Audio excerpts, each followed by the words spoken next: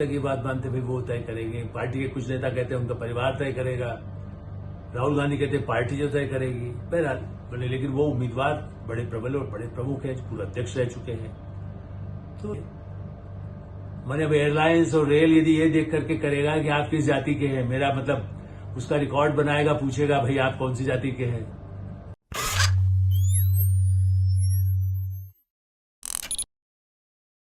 नमस्कार, मैं हूं आलोक मेहता। HSI में आपका स्वागत है। आपसे अनुरोध है कि HSI को देखने के बाद सब्सक्राइब करें, लाइक करें, अपने मित्रों को फॉरवर्ड करें, तो उसको भेजें और आपकी जो राय हो वो भी हमें अवश्य बताएं। चुनाव उत्सव की तरह होता है, लोकतंत्र का उत्सव, और उत्सव में धूम धड़ाका, बाजे गाजे, जुलूस, ये तो होता ही है, गाने भी बजते हैं। और एक गाना बड़ा याद आता है। विट्ठल भाई पटेल वो राजनेता भी थे और गीतकार भी। उसका एक प्रसिद्ध गाना है, आपने सबने सुना होगा, और देश में नहीं दुनिया में और कई देशों में भी बजता है, जहां भारतीय हैं गैर भारतीय हो जो थोड़ा समझ लेते हैं। झूठ बोले कौवा काटे, काले कौवे से डरियो। अब ये वैसे ठीक है, इसके आगे की पंक्ति लोकगीत भी रहा, और उसके बाद उसके आधार पर जो गाना उन्होंने बनाया, मंत्री भी रहे। राज कपूर की फिल्म का गाना है मशहूर, इसलिए आपको वो भी याद दिला देता हूं। नई पीढ़ी के लोग हो सकता है, लेकिन गाना तो सुना ही सबने। लिखने वाले का नाम लोग ज्यादा याद नहीं रखते। तो राजनेता थे, कांग्रेस के नेता थे, और मंत्री भी रहे मध्य प्रदेश में, और एक जिसको कह सकते हैं कि व्यवसायिक परिवार उनका रहा। उनके परिवार के लोग तो बीड़ी किंग बने माने जाते हैं, और इसलिए, लेकिन वो भी बहुत ही स्पष्टवादी थे। इससे कांग्रेस के कई नेताओं को बड़ी तकलीफ होती थी। मैंने इंदिरा गांधी, राजीव गांधी तक के उनके संपर्क होने के बाद भी अपने मुख्यमंत्रियों के बारे में भी जो भी कहना है बोल देते थे, और दूसरा के झूठ के खिलाफ वो होते थे कांग्रेस। इसीलिए उनका एक गाना राज कपूर को पसंद आया। अब मैं क्यों कह रहा हूं, क्योंकि मुझे भी इस बात पर आपत्ति है कि इतना झूठ न फैलाएं कि पूरी व्यवस्था पर प्रश्न चिन्ह लगने लगे। ठीक है, विरोध करें, प्रधानमंत्री नरेंद्र मोदी का विरोध करें, सरकार का करें, भारतीय जनता पार्टी का करें, या ये पार्टी भी, सत्तारूढ़ पार्टी भी यदि कांग्रेस के बारे में कोई ऐसा झूठ फैलाए तो वो भी हम कहेंगे कि गलत है। लेकिन इतना झूठ की पराकाष्ठा हो चुनाव में, ऐसा हमने कभी नहीं देखा किसी। इसके जब तक कम से कम आप ये कहिए कि पिछले 50 सालों में तो ऐसे उदाहरण नहीं मिलेगा जब शीर्ष नेता, मैंने राहुल गांधी कांग्रेस के नेता, खुद ही झूठ फैला रहे हो, ऐसे बयान दे रहे हो जो बिल्कुल तथ्यात्मक भी नहीं है। लेकिन हाँ, वो जिस तरह से जुलूस निकलते हैं, उनकी सभाएं भी होती हैं, उसको अब भारतीय जनता पार्टी के नेता कह सकते हैं नहीं बड़ी सभा नहीं हुई, सफल नहीं हुई, लेकिन फिर भी वो या प्रियंका गांधी कहीं जाती है, मल्लिकार्जुन खड़गे कहीं जाते हैं, तो जहां उनका प्रभाव क्षेत्र रहा है वहां तो बोलते हैं। उनके दूसरे साथी अरविंद केजरीवाल, चाहे वो जेल में है, लेकिन उनकी पार्टी के लोग रोज सुबह शाम बयान तो दे ही रहे हैं, सड़क पर बाहर प्रदर्शन भी कर रहे हैं। लालू यादव, तेजस्वी यादव, या और जो उद्धव ठाकरे या उनके साथी, तो जो राहुल का नेतृत्व जो मानते हैं, और उनकी पार्टी तो कहती है वो प्रधानमंत्री बन जाएंगे, बस इच्छा तो उनकी ये है। वो चाहे अभी कुछ भी नहीं कहे, ये भी नहीं कहते कि मैं चुनाव लड़ूंगा, वो उसमें भी सच झूठ उनका चलता रहता है। उनकी पार्टी कहती है कि भाई राहुल गांधी डिसाइड करेंगे, बाकायदा खुद पार्टी के वरिष्ठ नेता कहते हैं। मल्लिकार्जुन खड़गे तक ये बात मानते भाई वो तय करेंगे। पार्टी के कुछ नेता कहते हैं उनका परिवार तय करेगा। राहुल गांधी कहते हैं पार्टी जो तय करेगी। बहरहाल बोले, लेकिन वो उम्मीदवार बड़े प्रबल और बड़े प्रमुख हैं, पूर्व अध्यक्ष रह चुके हैं। तो राहुल गांधी भी जब ऐसी बातें कहते हैं, सब छापे गलत हैं, एजेंसियां सब सरकार की हैं, नरेंद्र मोदी की है एजेंसियां, ईडी की, तो हम जब तथ्य देखे, और सरकार ने भी नई एजेंसियों ने जारी की, चूंकि एजेंसी किसी पार्टी की तो होती नहीं है, सरकार आएगी जाएगी, वो IPS, IAS, IRS जो अधिकारी होते हैं, जो कभी केजरीवाल भी रहे थे, इसी तरह के अधिकारी हैं। तो उन्होंने बताया कि साहब पिछले 9 वर्षों में हमने 7,264 छापे मारे, और उनमें 755 लोग गिरफ्तार हुए। अब देखिए, उसमें कोई बहुत बड़े बड़े नेता तो नहीं है 755 में, उनके अधिकारी होंगे, उनके सहयोगी होंगे, कोई दलाल होगा, कोई गड़बड़ करने वाला होगा, उस पर कुछ आरोप तो होगा ही। और 1,21,618 करोड़, मैं फिर से कह दूं, 1,21,618 करोड़ मूल्य की संपत्ति को बाकायदा ईडी ने, जो जांच एजेंसी है इन्फोर्समेंट डायरेक्टरेट, उसने जब्त भी किया। अभी पूछते हैं ना, कहां किसी की प्रॉपर्टी को जब्त किया गया है, किसी एक को गिरफ्तार किया गया है? तो कहते भाई 755 लोग गिरफ्तार हुए, केजरीवाल और उनके साथी मनीष सिसोदिया वगैरह तो छोटे मोटे 2-4 लोग हैं, या 10 लोग हैं, 20 लोग हैं, जितने लोग उनके साथ में एक के बाद एक गिरफ्तार हो रहे हैं। कुछ कविताएं हुई हैं तो वो भी अभी तो ईडी के उसमें है। और वो सबसे बड़ी बात, इन सबकी गिरफ्तारी यदि या सजा का जो प्रावधान है, गिरफ्तारी का प्रावधान है, हिरासत में लेने का प्रावधान है, ये अदालत ही तय कर सकती है, अकेले वो नहीं तय कर सकते। ज्यादा ज्यादा हिरासत में ले सकते हैं, उसके बाद तो अदालत में पेश करना होता है पहले ही, 24 घंटे में ही उसके पहले जल्दी से जल्दी उनको ले जाया जाता है। और इसीलिए 5,155 मामले एजेंसियों ने दर्ज किए और उनमें अदालत ने 36 में बाकायदा सजा दी है। पूछते किसको सजा मिली, एक को भी सजा मिली, बताइए। तो एजेंसियों में जो अधिकारी हैं वो तो किसी भी सरकार में पहले भी रहे थे, आगे भी रहेंगे। अभी जैसा राहुल गांधी और उनकी पार्टी दावा करती है कि नहीं वो सत्ता से भाजपा को हटा देंगे, वो सत्ता में आएंगे तो क्या ये अधिकारी सब निकाल दिए जाएंगे, एजेंसियां ताला लगा देंगे, अदालत की कार्यवाही को बीच में रोक देंगे, फाइलों को कैसे बंद कर देंगे जब वहां गवाह के सबूत, हजारों सबूत रखे हुए हैं, चाहे शराब घोटाला हो, चाहे हलाल घोटाला हो, चाहे कोई घोटाला हो, या जो बाहर जिसको कह सकते हैं कि कहीं न कहीं कोई हेलीकॉप्टर खरीदने में, प्लेन खरीदने में यदि मनमोहन सरकार के समय में हुआ हो। तो ऐसी सरकारों के समय के कोई भी जो घोटाले हुए हैं, या जो पार्टी बीजेपी में भी जो ज्वाइन कर गए, यदि उनके कोई मामले चल रहे हैं तो अदालत से बंद तो नहीं हो सकते हैं, बंद तो नहीं हो पाए हैं, अभी भी चल रहे हैं। उन्होंने कई जगह से उसको कंफर्म किया। तो एक तो इस तरह का झूठ। लेकिन चलिए, इनमें आप कह सकते हैं एजेंसियां हैं, उनमें सरकार का नियंत्रण रहता है, लेकिन और चीजों में जिस तरह का झूठ बोला गया, राहुल गांधी, अब वो राम मंदिर के मुद्दे पर भी उनकी पार्टी को न जाने दें, न जाए, वो तो अपनी जगह है, लेकिन ये अपमान करना राष्ट्रपति को लेकर कि राष्ट्रपति द्रौपदी मुर्मू जी को आमंत्रित ही नहीं किया विश्व हिंदू परिषद ने, सरकार ने, प्रधानमंत्री मोदी खुद चले गए, पार्टी का सीन बना दिया। तो उसका वीडियो में तो तब भी चित्र देखा था जब विश्व हिंदू परिषद के प्रमुख और अन्य जो अधिकारी भी उससे जो जुड़े हुए, ट्रस्ट के जो जुड़े हुए, वो सब, बल्कि भारत सरकार में जो प्रमुख वरिष्ठ पदों पर रहे, हर सरकार में रहे, वो खुद भी वहां पर उपस्थित थे उस ट्रस्ट के नाते, मिश्रा जी।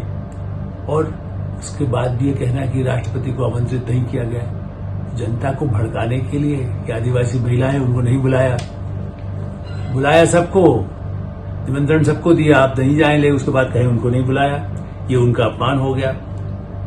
फिर यहां तक कि देश के प्रधानमंत्री के बारे में, साहब इनकी जाति जो है वो तो इन्होंने भाजपा सत्ता में आई 2000, उसके बाद इन्होंने अब जाति का उसको बैकवर्ड में मान लिया, पिछड़ों में मान लिया, इसीलिए पिछड़ों का तो ये कोई ध्यान ही नहीं रखती है सरकार, मोदी सरकार।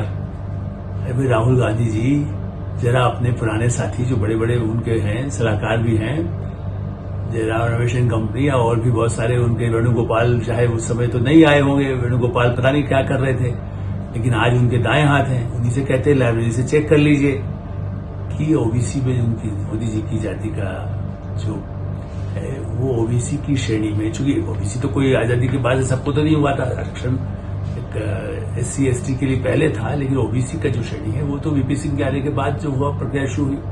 तो 94 में कांग्रेस की ही गुजरात सरकार ने उनकी जाति को इस पिछड़ा वर्ग में शामिल किया था। फिर भी आप झूठ बोल देंगे और फिर भी ये कहेंगे पिछड़ों को नहीं। उनके कितने मुख्यमंत्री, उनके साथी, वो खुद जब कहते हैं हम पिछड़ों वर्ग के हैं तो नहीं, आप पिछड़ों के नहीं हैं। कभी कहते हैं कि नहीं आप संपन्न उसके हैं, कभी कहेंगे आप पिछड़े नहीं हैं। इसलिए इस तरह की बातों से आप समाज में क्यों भेदभाव, जाति के आधार पर, जाति ही बताइए। इससे भी जोरदार जाति के मुद्दे पर तो और भी वजह से आती है। आज ही एक रिपोर्ट आई है जिसमें उन्होंने कहीं पर यह कहा, किसी बहुत बड़ी विमान कंपनी के प्रमुख को बुला करके, कि क्या आप बता सकते हैं कि आपकी प्लेन में जो लोग आते हैं, जो यात्री आते हैं, उनकी जातियों का कोई आपने वो आकलन किया है, किस जाति के कितने लोग बैठे, आप बताइए। मैंने अब एयरलाइंस और रेल यदि ये देख करके करेगा कि आप किस जाति के हैं, मेरा मतलब उसका रिकॉर्ड बनाएगा, पूछेगा भाई आप कौन सी जाति के हैं, ऐसा मैंने कहा कि हमारे सरनेम तो कई ऐसे हैं भारत देश में, अलग अलग प्रदेशों के, अलग अलग प्रांतों के, अलग क्षेत्रों के, जो समान भी हो सकते हैं, अलग अलग जातियां हो सकती है। वो एयरलाइंस का काम ये है, मतलब वो उसकी भी जांच करने लगेगा क्या? हद तो इस बात की है। कल ही एक प्रेस कॉन्फ्रेंस में, पहले भी 2-3 प्रेस कॉन्फ्रेंस में बार बार पूछते मीडिया में, कितने आप ये बताइए यहाँ कितने दलित हैं, कितने आदिवासी हैं, कितने पिछड़ा वर्ग के हैं।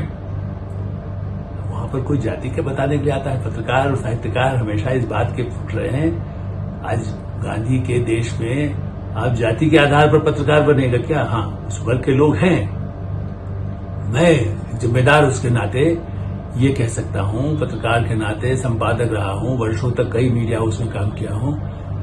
सैकड़ों लोग पिछड़े वर्ग के आए हैं, प्रमुख पदों पर भी आए हैं। समन्वयक संपादक मैंने अपॉइंट किया, दलित अखबार पत्रिका में एडिटर रहे हैं, आज भी वो पत्रकारिता में सक्रिय हैं।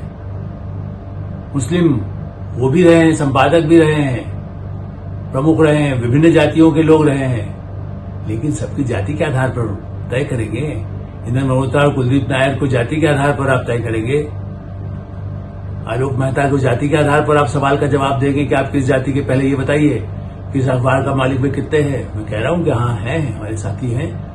आपके साथ भी आपका समर्थन करने वाले बड़े पत्रकार हैं, जो टेलीविजन में भी संपादक भी रहे हैं, प्रमुख रहे हैं, आपकी ही सरकार में भी रहे हैं। आपको यही नहीं पता है, जो आपका समर्थन कर रहे हैं कि वो पिछड़ी जाति के हैं। लालू यादव भी उनको अपना मानते हैं, अखिलेश यादव भी मानते हैं, और फिर भी आप कहते हैं कि पिछड़ों को कोई जगह नहीं है।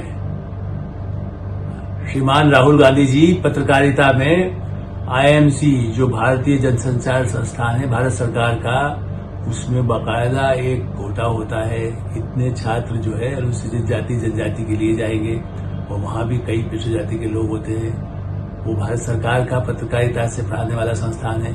ऐसे और भी विश्वविद्यालय है, माखनलाल चतुर्वेदी विश्वविद्यालय हो या और सरकारी संस्थान, सरकारी विश्वविद्यालयों में पत्रकारिता विभाग में इसी आधार पर पहले तो प्रवेश मिलता है, वो पास होते हैं, उसमें से कोई प्रिंट में जाता है, कोई इलेक्ट्रॉनिक में जाता है, कोई टेलीविजन में जाता है, और वहां पर भी प्रमुख पदों पर बैठे। मैं इसलिए सबके नाम नहीं ले रहा हूं, क्योंकि मैं उनको जाति के आधार पर श्रेष्ठ नहीं मानता या उनको कमजोर नहीं मानता। आपको अपना देखना चाहिए। आदिवासी भी रहे हैं, बहुत काम किया है उन्होंने आदिवासी क्षेत्रों में, मेरे साथ काम किया है उन लोगों ने, और वरिष्ठ पदों पर रहे हैं, आज भी हैं, काम कर रहे हैं, घूमते हैं। बस्तर से लेकर के हमारा एक साथी जो बिल्कुल अंशकालिक समाता था, जब हमारे संपादक में पत्रिका के साथ वो जुड़ा, और उसके बाद आज उसका अपना अखबार है छत्तीसगढ़ में, प्रिंटिंग प्रेस है। आपके नेता जानते नहीं कह सकते हैं कि भाई इस तरह का जो पिछड़ा और दलित समाज से आदिवासी क्षेत्र में भी ऐसे संपादक और प्रकाशक बन चुके हैं, इस देश में बन रहे हैं, आज भी काम कर रहे हैं। कितनी ही आलोचना छप रही है। गुजरात का अखबार देखिए, बंगाल का अखबार देखिए, तमिल का अखबार देखिए, तेलुगु का देखिए, हिंदी का देखिए, अंग्रेजी का देखिए, कई बातें, कई टिप्पणियां छपती हैं। आप कहीं किसी को छाप देते हैं, मीडिया को कब्जे में कर रखा है। आप विदेशी प्रचार चीन के और पाकिस्तान के और अमेरिका, यदि कोई भी ऐसे देश हैं जो जिनके संस्थान भारत के बारे में लोकतंत्र पर भ्रम फैलाते हैं, आप उसी के साथ हो जाते हैं। चलिए, वो तो मीडिया की बात थी, इसलिए उसके साथ जुड़ी आई तो मैंने कह दिया। सबसे गंभीर बात है सेना को लेकर के, अग्निवीर को लेकर के जो बात कही जा रही है। राहुल गांधी बार बार कहते हैं, केजरीवाल भी कहते हैं, साहब देखिए अग्निवीर स्कीम ये बिल्कुल ऐसी है, हम प्रियंका भी कल बोल रही थी। आप कहीं काम करने वाले उसके बारे में पता तो लगे, और वो शहीद होगा तो उसको कुछ नहीं मिलेगा। पूरी बाकायदा विवरण है, सेना की तरफ से भी कहा गया कि नहीं, वो एक है, उस स्कीम में आप परिवर्तन हो सकता है, संशोधन हो सकता है, आप आए उसको बंद कर सकते हैं। लेकिन एक जब युवक शहीद हुआ तो उसको भी दूसरे ही सैनिक की तरह लगभग 1 करोड़ रुपए से अधिक की जो भी सहायता राशि उसके परिवार को मिली, जो परिवार में इसे शहीद को मिलना चाहिए, वो सारे प्रावधान उसमें से थे। कुछ किस खाते में, उस खाते में, इस तरह से जो बनता है, हमेशा उसकी मद होती है, उसके तहत किया गया। लेकिन आप कहेंगे कि नहीं, अग्निवीर के लिए जो जाएगा मतलब बर्बाद, उसको तो खत्म ही कर देंगे, उसको मारने के लिए ले जाया गया है, सेना में सब गड़बड़ हो रहा है। सेना के लोगों ने ही उसको तय किया, सरकार अकेले नहीं किया। सेना के अध्यक्ष उसको कहते हैं। हाँ, उसको संशोधन की बात की मैं मान सकता हूं कि उसकी और अच्छी स्कीम उससे भी अच्छी आपके पास है, तो आप सुझाव दें, सुधार हो सकता है। कितनी मतलब गंभीर इस तरह के जो टिप्पणियां हैं, जिसकी मैंने मेरे पूरी सूची है, जिसको मैं कहूं कि झूठ फैलाने के लिए, झूठ बोले कौवा काटने वाला तो नहीं आएगा, लेकिन समाज को काटने वाला, समाज को बांटने वाला, जिस तरह की बात, या जब आप कहते हैं बेरोजगारी, ठीक है बेरोजगारी क्या है, CSDS के और दूसरे सब है कि हाँ सरकारी नौकरियों के लिए ही क्या नौकरियां हैं। भारत की अर्थव्यवस्था बस 3 बड़े उद्योगपतियों को अंबानी अडानी के राग अलापते हैं, राहुल गांधी लोग, और अरविंद केजरीवाल उनके साथ हैं। सोशलिस्ट कहने वाले कभी जेपी के आंदोलन से आए लालू यादव भी इस तरह की बातें करते हैं, लेकिन दबी जबान से करते हैं। वो खाली पूंजीपति कहेंगे, लेकिन ये नहीं कहेंगे क्योंकि उनको सब जगह से उनका भी सहयोग उनको मिलता है। उनको तो खुद घोटाले में फंसे हुए जेल जा चुके हैं, फिर जेल में जाने की तैयारी है उनके परिवार के सदस्यों को। ऐसी स्थिति में ये कहना कि देश में, हमारा कहना नहीं, आर्थिक व्यवस्था चौपट हो गई, बर्बाद हो गया। इंटरनेशनल मॉनिटरी फंड, वो कोई हमारा आपका या भाजपा का बनाया हुआ नहीं हो सकता। उसने क्या कहा है कि 2027 तक भारत की अर्थव्यवस्था दुनिया की सबसे बड़ी तीसरी अर्थव्यवस्था हो जाएगी, और इसके बाद 2047 तक तो बिल्कुल शीर्ष पर पहुंच जाएगी। ये वो मान रहे हैं, ये खाली मोदी जी का दावा नहीं है। इंटरनेशनल उनका ये कहना है कि भाई 6.5% जो ग्रोथ है वो उस तरह से नहीं होने पर ये जर्मनी और जापान जैसे देशों को भी पीछे छोड़ने वाले हैं। फिर आप ही बताइए, 750 लाख माने 7 crore 50 lakh micro small medium enterprises Bharat में है। केवल अंबानी अडानी नहीं है, वैसे तो उसकी सूची बहुत सारी लंबी है। मैं यदि वो नाम भी गिनाना चाहें तो मैं बता सकता हूं कि केवल अंबानी अडानी नहीं होते।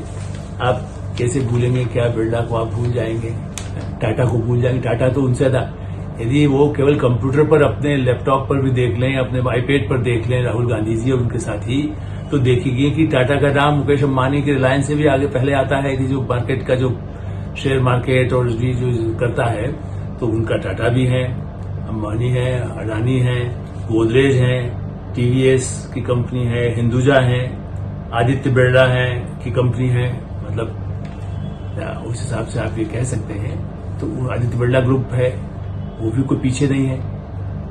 उस तरह से Jindal, Mahindra and Mahindra, Sun Pharma, हर फार्मास्यूटिकल में दुनिया की बड़ी बड़ी फार्मास्यूटिकल कंपनियों से मुकाबला करने वाली फर्म जो है, आरपीजी गोयनका कितनी बड़ी महत्वपूर्ण कंपनी है।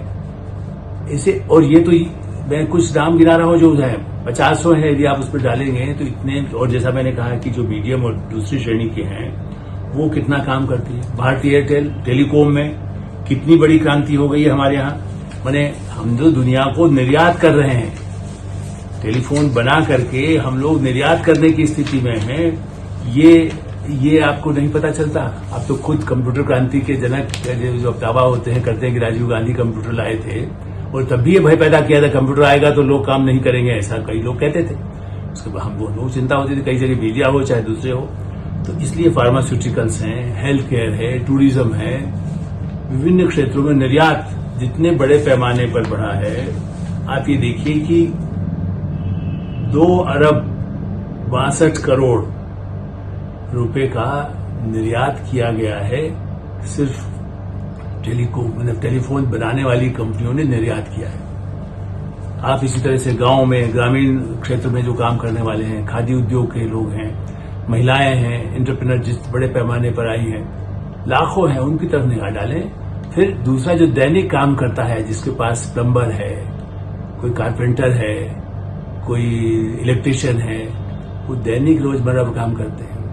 आपकी जानकारी के लिए ट्यूशन करने वाला भी 20,000 से लेकर 50,000 रुपए तक कमाता है, और बेंगलोर, मुंबई जैसे शहरों में तो 1 लाख रुपए तक कमाता है, जो अच्छे बड़े ऐसे संपन्न परिवारों के बच्चों को पढ़ाने वाले, ट्यूशन करने वाले लोग हैं। एक दिल्ली मुंबई में जो इलेक्ट्रीशियन है वो 2,000 रुपया कमाता है रोज का, लगभग 4 घरों में जाकर के, तो वो महीने भर में उसको 40-50 हजार से कम इनकम नहीं होती। उसको आप सबको बेरोजगार ही मानते हैं, क्योंकि उसका कोई रिकॉर्ड नीति आयोग भारत सरकार के पास नहीं है। इसलिए उनको सबको निराश मत करिए कि भारत बर्बाद हो रहा है। चुनाव लड़िए, जीतिए, विश्वास पैदा करिए लोकतंत्र में, यही हमारा आग्रह है। झूठ बोले लोकतंत्र को नुकसान पहुंचाना, काटना होगा। एडिटर साहिब में यही विराम देते हैं। आप इसे देखते रहें, सब्सक्राइब करें। और अपने मित्रों को भेजें और आपकी जो राय हो वो भी हमें अवश्य बताएं। धन्यवाद, नमस्कार।